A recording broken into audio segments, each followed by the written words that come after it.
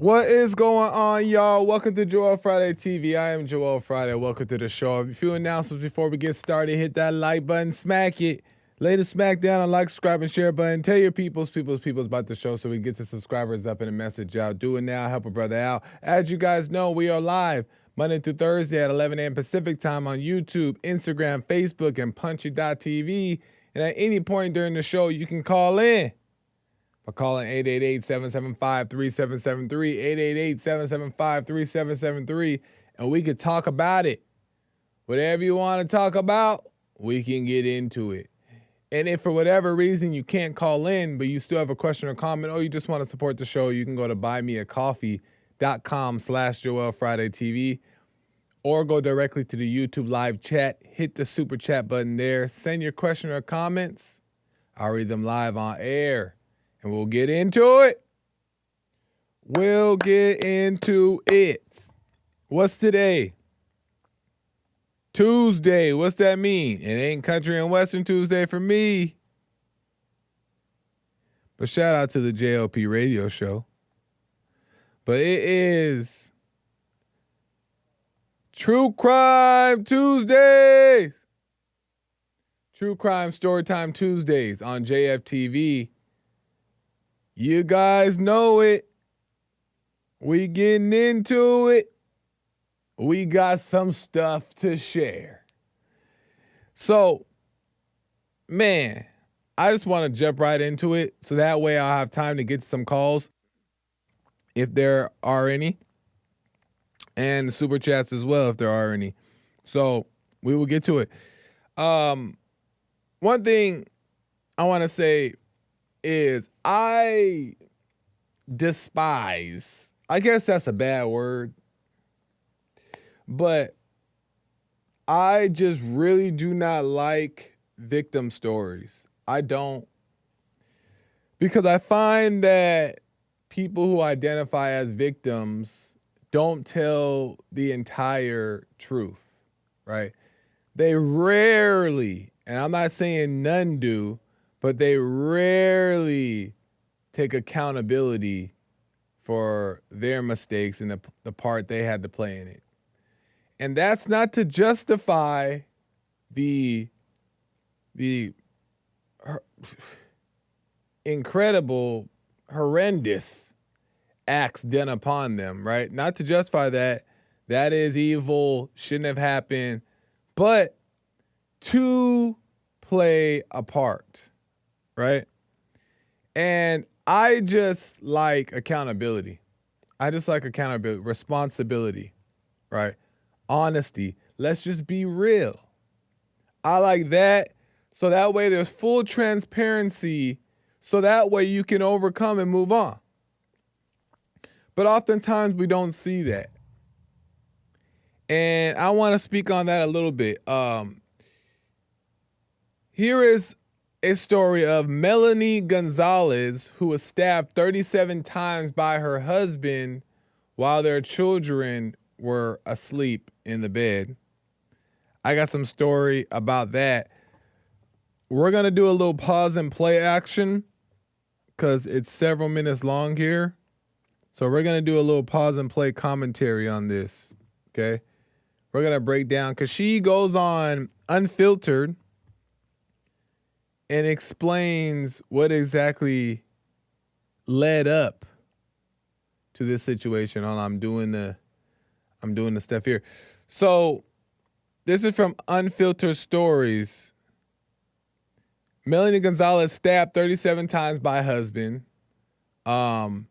Explains what led up to her husband's breakdown. Lord, we gon' get into it. Here we go.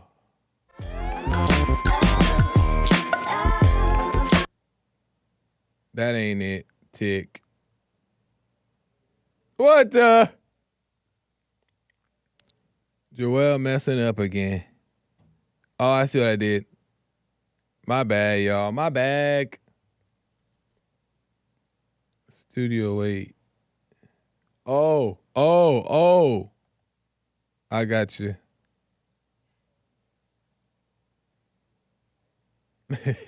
He black.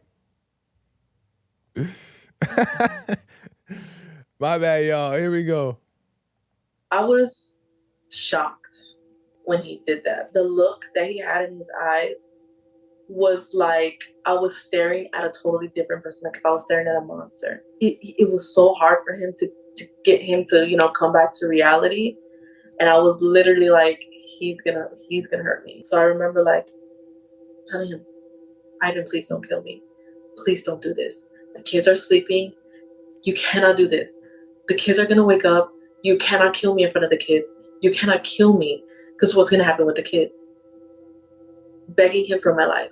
My name is Melanie Gonzalez, and this is how I survived being stabbed 37 times by my husband. I grew up in Humboldt Park, Chicago. I met my husband like 9 years ago through my best friend who was a sister. It was about 2 months that I caved in because he was very like he would come spend the night. Me and his sister were roommates.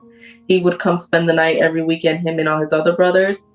And they would come and spend the night. He would like bother me. He would like, try to watch Netflix with me. And finally one night I was like, fine. All right, first red flag. So First red flag. Let's get into it. First red flag is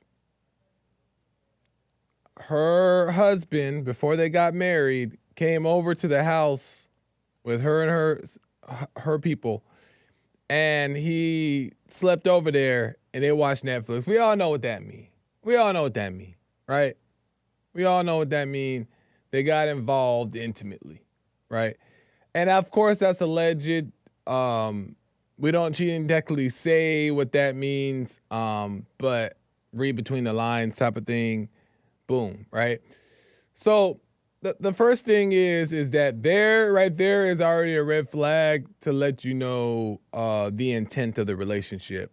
I've talked about plenty of times, if you ever chase anybody, if you ever try to make something happen, if you ever go try to approach somebody, 9 times out of 10, it's from you. It's all sex. It's all sexual, right?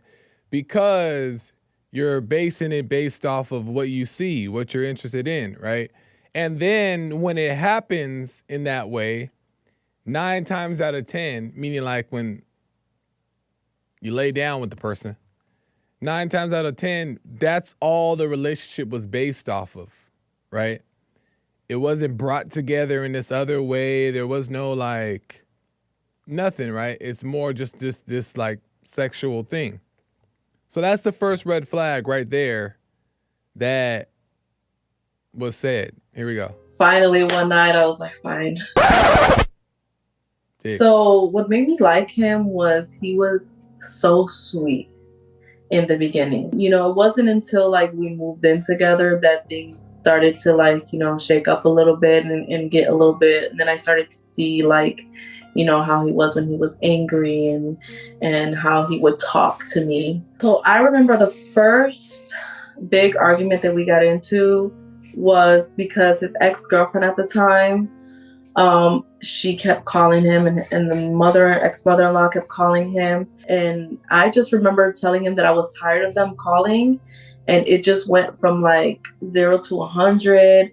He pulled over, he grabbed the phone, threw it, made this big old scene. And I just was like, oh my God. I was like, take me home. And he tried to like, do the whole, I'm sorry, I was just mad because the whole situation got me frustrated. I continued the relationship with him because I don't want to say I felt bad, but I felt like he never really got the love. So maybe if I love him, then I can get him, to be a better person. All right, look, we back here. Listen, red flag number 2. Okay? The man done blew up through the phone, broke the glass, cut up her eye, and red flag number 2. Right there, he's angry. He's snapping. He is not stable. And she's saying that it's because, oh, maybe he doesn't have no love, I could show him love. No, you know that's danger. You know that's dangerous. But why? Why still stay with that? Why ignore the sign and think you want to help him? Or she said that you want to love him. Why? Why ignore that? You know that that's dangerous. Why keep going with it? There's something else there that's not being told. What's going on, lady? Why are you staying there knowing that that could be a threat to your life? He done threw the phone over a little argument. But she says, no, I still want to love him. I wanted to love him. I don't think that she wanted to love him and change him. Maybe somewhere in there she wanted to, maybe she thought that she can be a positive influence, but that's not entirely why she wants to stick around, right? There's something that she's getting out of it, whether it be control, whether it be whatever, sex, whether it be whatever. She's getting something out of it too. But let's keep going. Laura, red flag number 2. So when we moved in together, that's when I noticed like the pattern of him snapping and then acting like he was sorry, and me being like, okay, just one step at a time, we could work through this together, you know? He busted the windshield out of my car. He punched the mirror and the glass flew in my eye and I got stitches, you know? He kicked my rearview mirror, like little things. And then I always took him back because he always came with them puppy eyes, like, you're all I have. I was spending the night at his mom's house and he actually was the first time that he put his hands on me. He put me like in a chokehold and like body slammed me. His mom woke up and she tried to separate it. And that was the first time that he actually like, you know, put his hands on me. He ended up showing up to my mom's house and was like, with the puppy dog eyes, please. And that's when he told me that he was suffering from bipolar disorder. I can't give up on him because he has bipolar. I have to try to help him. I took him back. Okay. Girl, he done choked you out, girl. He done choked you out. You almost died then. But he had puppy dog eyes. Ain't no amount of puppy dog eyes in the world make anybody want to stay after that. Red flag number 3. This man's angry. It's clear. He's angry and he's aggressive. Clear. That's clear. And then she talking about some puppy dog eyes. And then he's like, I got bipolar disorder. Even another sign. Oh, you got bipolar? Bye. Even another sign. All right, I got this person's not stable. That's basically telling you right there, this person has issues. They're not stable. Run. You would think, right? But that's another red flag miss. Why? There's no way that I believe, and I could be mistaken, that anybody is staying around because they want to help. There's something else in here that she's not saying of why she keeps staying around. Why she keeps staying there? Why does she keep being a part of that? Is she liking it? Is she enjoying that? Being choked out? Her life at risk? Right? There's no way anybody's staying around because you want to help. Something else is going on that ain't being said. Let's keep it going. We got an apartment, I want to say the following week or 2. It started with a car. He busted my windshield. Then it went from that to him. We're at his mother's house and he kicks in my rearview mirror because he's upset. And he's trying to tackle me to the floor. to him punching the mirror in the bathroom of our home and the glass shooting and hitting me in the eye. I got 3 stitches. What was hard for me was because his mom was always like, just give him time, you know, just let him breathe and then come back and then start talking. He's going through a lot, you know, just let him breathe and then come back and then start talking. Things were not like they were going up and down. And then I think he knew I was kind of getting fed up, and then he asked me to marry him. He wants to marry me, you know. Stop playing. You know, and I let him know, like, okay, if we get married, things are going to be different. All right, look. Listen. How am I or the rest of the world supposed to feel bad? You done knew, lady. You knew this. You liked this. You had to have. Now you done married a man after he done said, "Oh, I'm coming for you."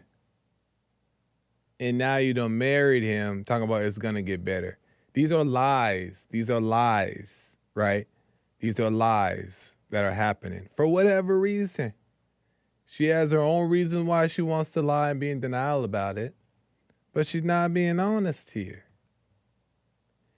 And it'd be no problem if it's full transparency. I come on here and talk about this stuff because I like to point out that there's a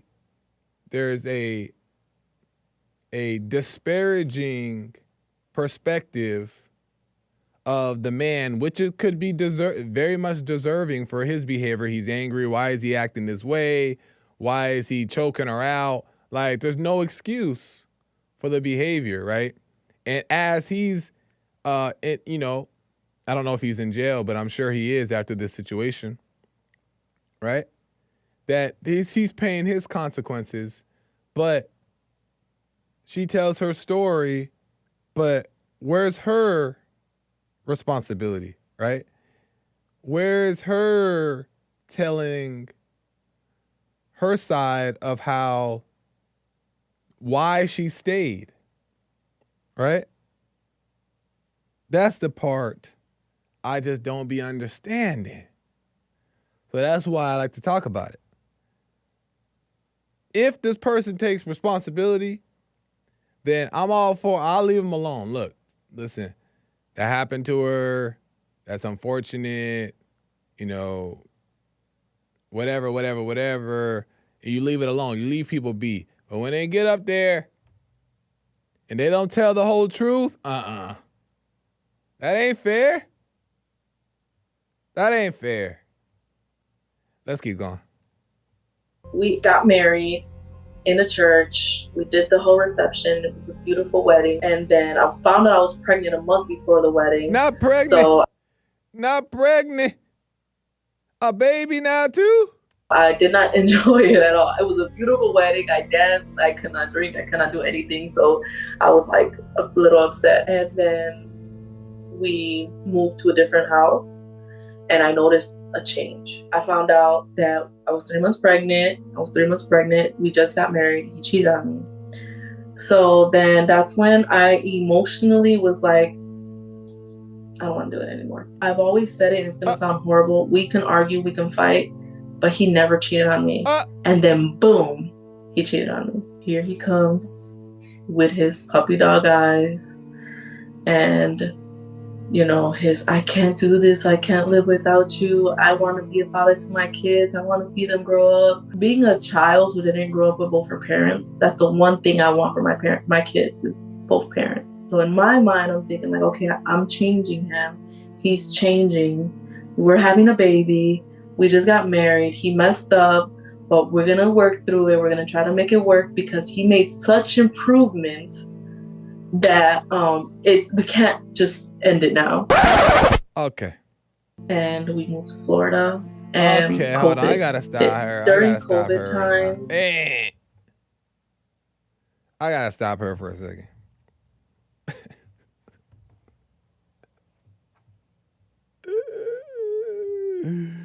What the? So first they get married. They have a child. She finds out he's cheating. He cheats. And she's so surprised that he would, why would he do such a thing? He's done everything, and she said it, he's done everything, but one thing he never did was cheat. That's your one concern? That's your one concern? That he didn't cheat? That's your one concern. Out of everything else he did, choked you out, broke the windows, kicked your car, the side mirror, broke the glass, and the glass split your eye open, and you tick that he cheated. And then not only that, even after the cheating, he come back with the puppy dog eye. Is it all I need is puppy dog eyes? Bet. Bet. Because now he back and she let him in again. How do you feel bad for this? How do you feel bad for this behavior? How do you feel bad for these people? Right? I wouldn't wish nobody to be stabbed or harmed or none of that stuff. But you can't be mad about things that happen to you when you sit there and wait for it to happen. You know what I mean? Like there's something in there that you love, some maybe twisted kind of way. You're enjoying this. You enjoying the drama. You enjoying the arguments. You enjoying the abuse. You enjoying it because now you're bringing kids into the picture, and yet still you're staying around this person that's clearly dangerous, clearly not in their right mind. But yet he come back with some puppy dog eyes. I don't care what nobody. Puppy ain't that cute. Ain't no puppy dog eye in the world make you want to stay with that. Unless you're getting something out of it. That's what I'm saying. What is she getting out of this? What do people who go through these things and stay, what are they getting out of it? It ain't fear. I'm tired of hearing the fear stuff too. I was so afraid I didn't know what to do. I'm tired of the fear stuff too. What are you afraid of more? Dying? Or maybe your children being at harm? Or you leaving the house? You leaving the person you're with? I don't buy I do think in some situations fear may play a big part to where people are afraid to leave because something might happen or whatever. But this is too many. Not here. Not in this situation. There's too many signs here that she's stuck with this. I just don't be understanding. But it's just not right. Meaning fair. That she's not held to the fire. Right? And I believe actually they did a little bit, so I'm gonna get to that in a second. But let's finish this last thing, and then we're gonna end this. Oh, we gotta end this. Oh, we gotta end this. Let me see. Let's finish this last little part. Is when he started accusing me of moving to Florida to be with like another man. And mind you, we're locked down. We're always together. All the time together, 24/7. Like I wasn't working, he wasn't working. It was so bad. And then I decided to go back into management. I got the job of my dreams. Love that job. Oh my God, the job of my dreams. And I started realizing my self-worth. I'm better than this. I deserve better than this. I have a career of my dreams. I have 3 beautiful children, the house of my dreams, and there's only one thing that's holding me back. All right, I'm done. I'm done, y'all. I'm done. We done. It wasn't him that was holding you back. It's you. It's you, Melanie. you holding you back. It ain't him. And the little job that made her start feeling good. I don't even know if I necessarily. That's besides the point. The point is that you stayed there, Melanie, and you put your children at risk. And because of that is why this happened, right? He has responsibility too. Yes. What's wrong with the man that he's not doing his part, right? He's held responsible too.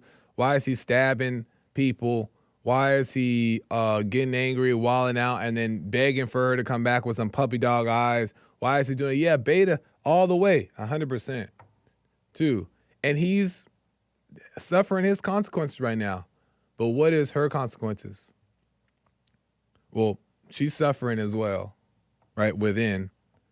But it's just like, what we're seeing here is denial. What we're seeing here is denial. But I will say this, just to give her, I guess, the credit that she did mention that her social services took her kids away because of the fact that she ignored these signs so many times, and yet she didn't do anything about it.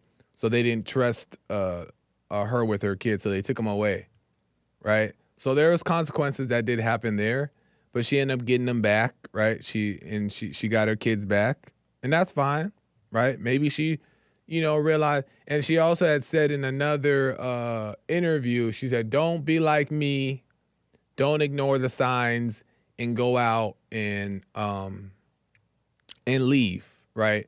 Because how are you going to be a good mother if you're dead?" She said that in another interview, right? So you give her the credit for saying that. But what I'm trying to get at here is the responsibility for what led up to this, that you also played a part in this. And even saying that she left, even saying that leave sooner, is still not responsibility for your behavior. You know what I'm saying? It's not responsibility for your behavior, for you, whatever you brought to the situation. What triggered him also to be just angry? He don't just get angry out of nowhere and just go off on you. No, there's things that you're saying. There's things that you're doing. And then when she had said and mentioned that she had this complex of wanting to save him and help him, that's not her job. That's not her position, right? So how is she going about trying to save him? Is she judging him? Is she correcting him all the time? Is she calling him this, calling him that? We don't know, right? Because that part's not being told. What's his side of the story? Right? My issue with these true crimes is that it's always about the victim. Always about the victim. And that part is legitimate. But there's two sides that never gets told. And I like to try to tell the other side too. Right? Let me tell the other side. And that might not be liked by a lot of people, because everybody wants to blame the perpetrator, right?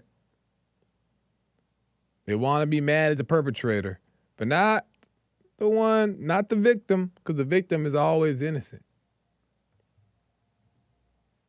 You know what I'm saying?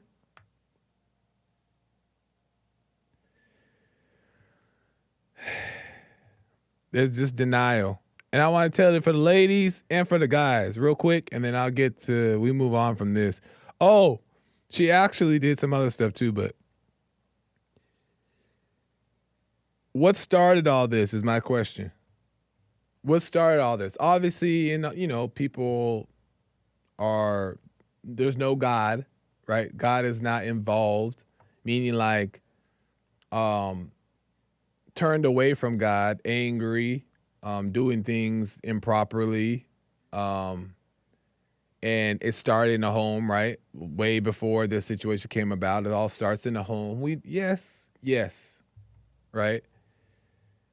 But the main point I want to make what started this is denial. Denial. There's always consequences to denial. Across the board, y'all, you gotta be honest. You gotta be real. You can't be in denial about this stuff. This lady was in denial about all 80 of them red flags, all 80 of them in denial. But, no buts.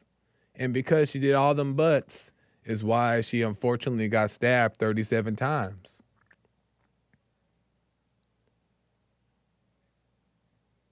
You know what I mean? All denial, instead rejecting the truth. When you reject the truth, God can't protect you no more.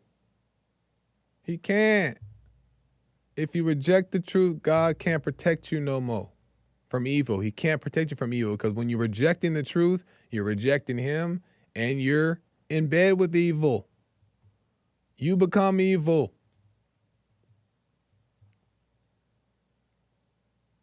And I ain't talking about just on a grand scale denying the truth. I'm talking about even in everyday little small little things in life, not being honest about yourself, right? Not being entirely truthful about what happened in a situation that involved two people, that there's two sides to the story. Are you understanding to both of them sides, or are you just pointing the finger?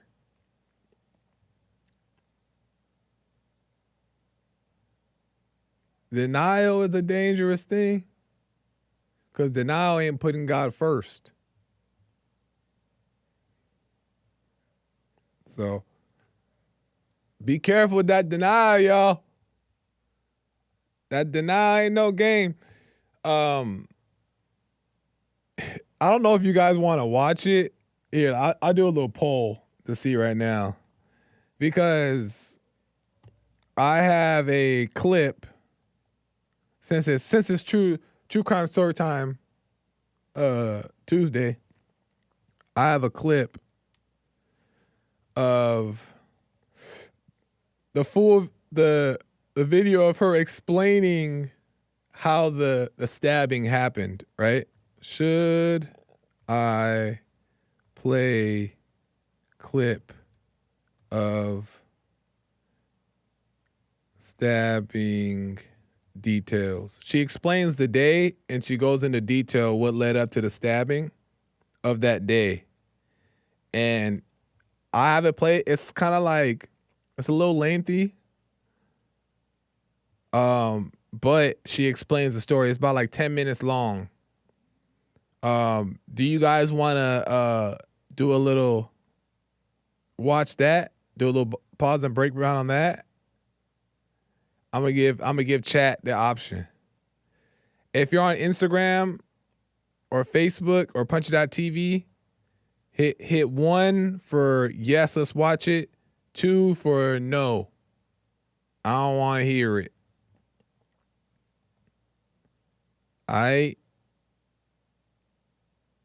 That's so interesting. But a lot of people are in this. A lot of people are in this type of situation. A lot of these situations are some messed up stuff. 29 votes. Yes. You guys want to watch it? Wow, I think most of you guys would want to watch that. 80% of you want to watch it. Okay, bet. Joel loves abusing videos. All right, look, we'll watch it then. All right. So here's Unfiltered Stories. This is from YouTube, Unfiltered Stories on YouTube. Here is where Melanie explains a tragic day in detail. Let me do the setup real quick. Aha. I ain't gonna mess this one up this time. I'm gonna get this one right. Here we go. He destroyed everything on Christmas, and when I called the police on him, they told me that there was nothing they can do. One layer that made him mad was when I called the law to get divorced. And the attorney told me that we were never legally married and that the pastor never sent us the paperwork. I remember being like the biggest weight off my shoulders. So Mother's Day, we got into an argument and I told him, you know what? I'm done. I have no fight in me. And he's like, you're done? Then I won't come back from Chicago. I'll stay over there. I'll take all my stuff to Chicago, and I will never come back and see you and the kids. And normally I would be like, you can't do that to the kids. I would fight him so hard because I wanted him to be a part of my kid's life. And that day I said, okay. And that was the first time he shut up and walked away from me. The next day, I woke up like nothing, 5:30 in the morning, getting ready for work, doing my daily routine, put my stuff in the car, came back inside, filled my water jug. I noticed my daughter was awake. I knew something was off. And I remember passing by my daughter's room and seeing him sitting there, shaking. And I remember the way his foot was hanging off the bed, shaking. This isn't gonna end well, like something is gonna happen. And I remember the night before I told my mom, I can't wait for him to leave because either he's gonna kill me or I'm gonna kill him. And at that, like passing by the room, seeing him shake like that, it was like paranoid because he was too quiet, and the way he was shaking gave me the rush of anxiety. Like I literally was like, I just gotta go to work. I remember my daughter woke up and was like, mommy, like in her, like half asleep, like mommy. And I'm like, it's okay, go back to sleep, and like patting her to go back to sleep. And then when I seen her like, knocking out, I told him, hey, Malia's waking up. I don't know if she's up or she's not up. Can you check on her? So he gets up, he checks on her. But I remember like getting this uneasy feeling like I didn't want to go by him. So I remember asking him like, hey, you're going to Chicago tomorrow. I know you were going to take the kids with you to my mom's house because she's going to take you to the airport in the morning, but can you wait until like, I get out of work so I could say goodnight to them, so I don't have to drive all the way to Tampa to say goodnight, and then you could just leave tonight, And he was like, no, I'm not going to make anything easy for you. I was like, okay. And he was like, I hate you, right? And then he was like, I effing hate you so much. Calm, the way he said it.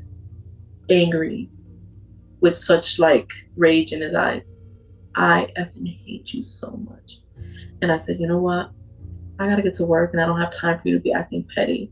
And I remember grabbing my water bottle and walking. I have to pass him now. He's standing there. And I remember walking, and I remember him taking one step close to me, like when I was almost a turn. And I remember seeing his fist. I remember seeing him pull his hand all the way back and punching me in my nose. At that time, I didn't know that he stabbed me in my face. I just thought he punched me. So I'm like, oh my God, there's so much blood. But the first thing that came to my head was like, you broke my nose, dude. Like, are you kidding me right now? I have to go to work and you just broke my nose. So I remember running to the sink and I'm like, you broke my nose. Are you freaking psycho? What is wrong with you? But I'm not paying attention to the amount of blood that I've lost. I just remember trying to clean my face. And then he came up behind me and was like punching me in my back. And so I'm trying to clean my face and he's grabbing me and punching me in my back. And that's when I was like, okay, we're gonna fight. Until I turned around. When I turned around, I seen the knife. And I looked down and I seen all the blood. And I looked to the side and I seen all the blood. And that's where like my fight or flight instincts came in. And I grabbed him by his wrist and I pushed him into the fridge and I ran. But when you wear business attire and you have the shoes that you have on, she had them heels, girl. As soon as I passed the blood, I slipped and I fell. Boom. I crawled to the door. I'm crawling to the door and he's just hitting me in my back. I get the door open. I grab the handle to the door and I open the door, right? And I go to scream and he slams the door and drags me back. Ooh.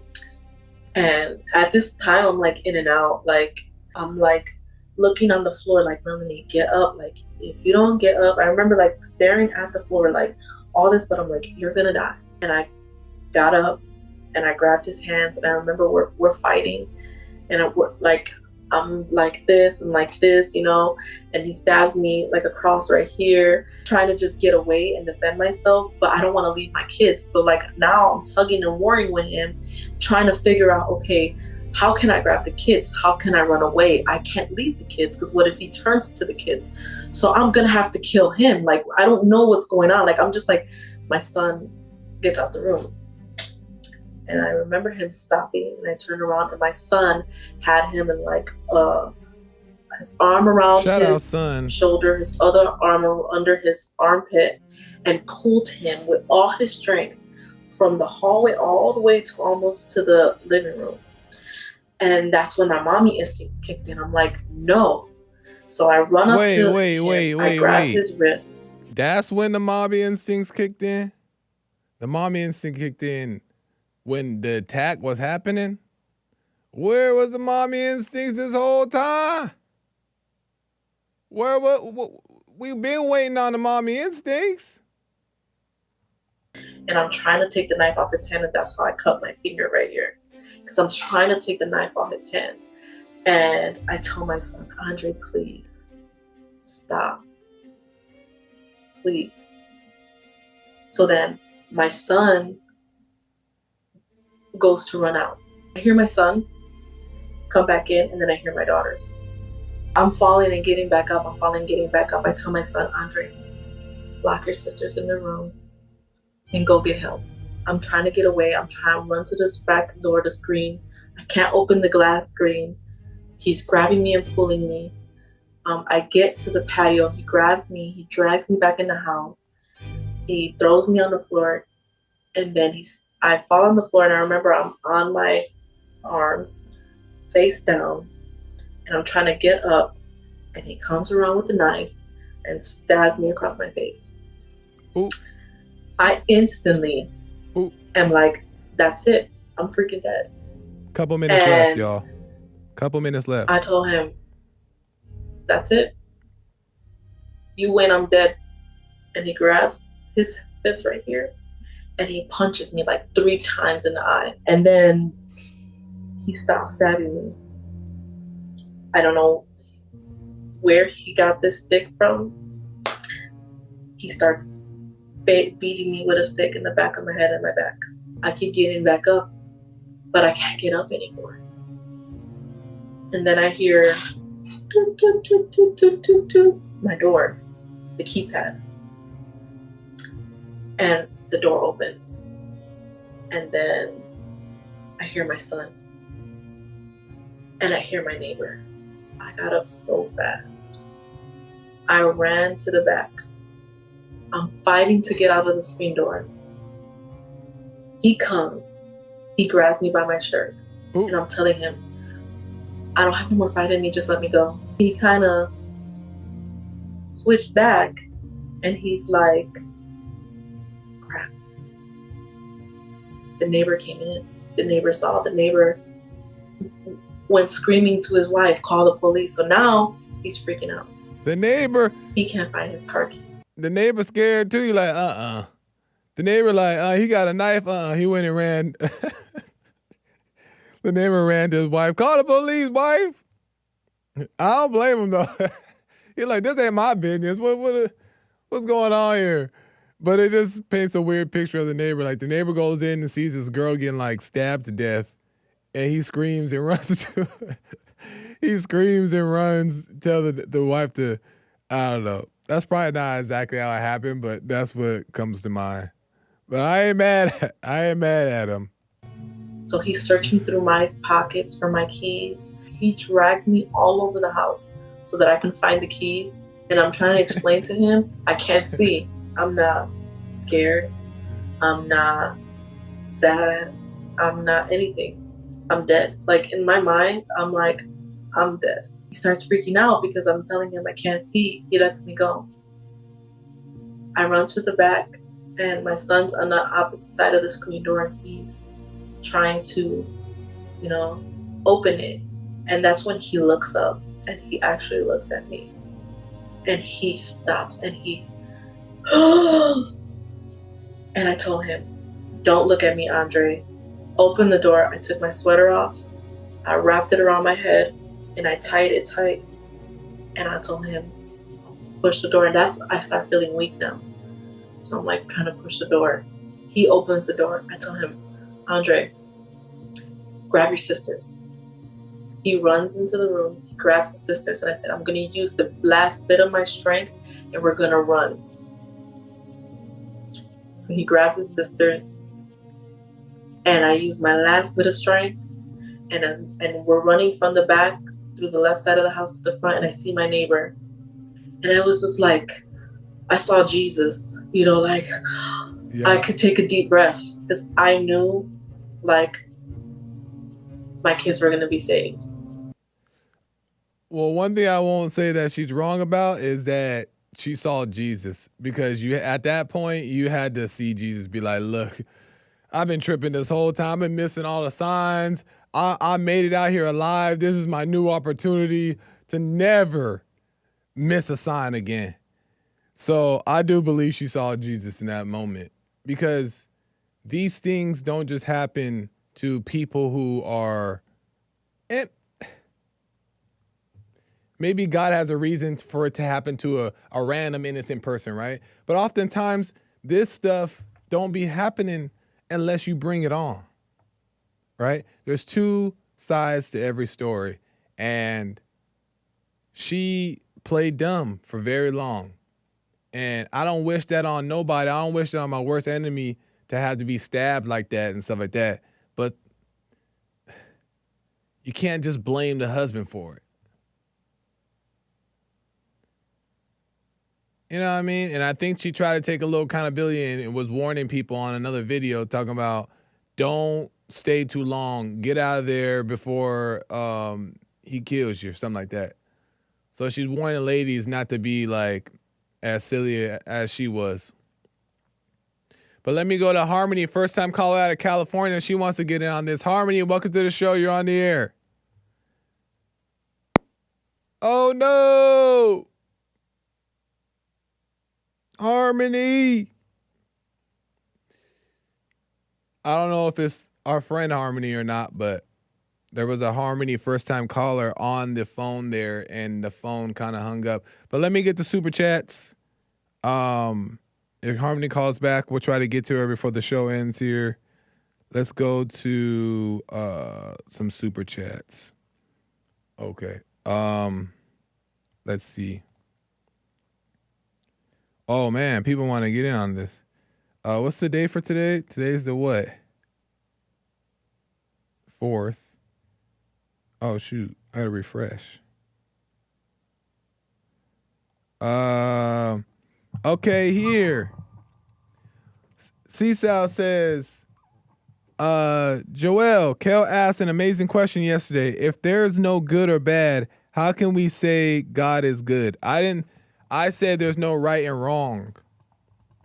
I said there's no right and wrong. Good and bad or good and evil is a different thing.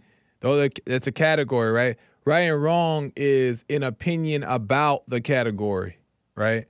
If good and evil is a category that people are in, what I'm saying is right and wrong is a judgment about those two categories, and that is, I don't believe is real.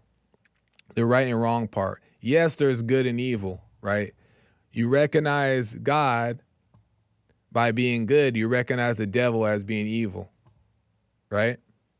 And to some degree, well, I don't want to complicate it, but that's how you can recognize the difference. But to then have a judgment about it and call it right or wrong is a setup, is what I'm saying.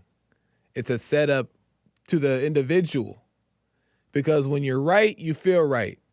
And what I said yesterday, I said that right and wrong is just, right and wrong keeps you on the run, literally, because you're running away from wrong and you're chasing what is right, but you shouldn't be running at all.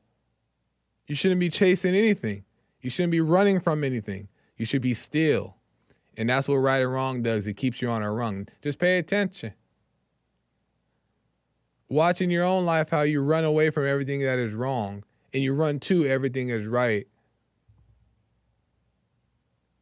instead of letting go and trusting God. That's the point. But right on, Seaside, I appreciate the super chat. I hope that made sense. Kel says these women love it. There has to be some thrill. He's referring to the lady here. There has to be some thrill involved here to stay after all that. She knew that was coming. She knew he was dangerous. She had kids with this man, right? And she didn't seem like she was thinking about her children's safety, right? She stayed with this man. But until danger actually hit, then she's stuck about caring about the safety of her children. But it's too late at that point. He could have easily went crazy on the children too. And she would have had to carry that. Isn't that crazy? But she knew, but she rejected the truth for her own desires, whatever those desires were. Kel says, what advice would you give to a woman in the same situation?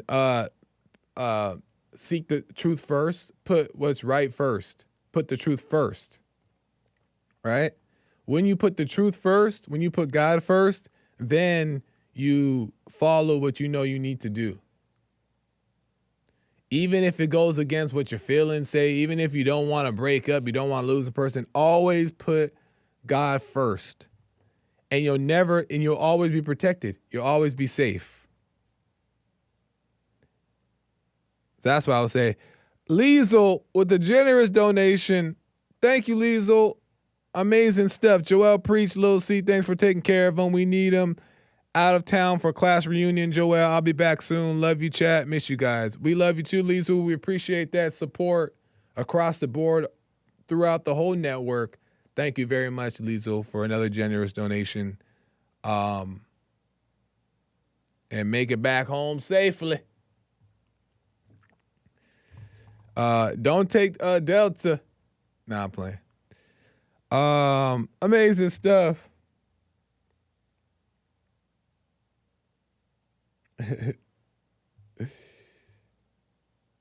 Oh, Kel says he asked me, and then I'm ending. If we don't know right and wrong, then I don't have time to get to that. American Anchor Baby's coming in right now. I'll read more of you guys' stuff tomorrow, if the Lord is willing. Tomorrow's Wednesday. We're getting into that Relationships Wednesday. You guys, remember when you guys used to talk bad about me when I would talk about relationships? Now that's my most viewed episode of the week is Relationship Wednesdays. And you guys were talking all that mess, and now you love it. So I'll see you guys tomorrow for Relationship Talk, and we'll get into it. American Anchor Baby's coming in. Until next time, I'll see you. Bye.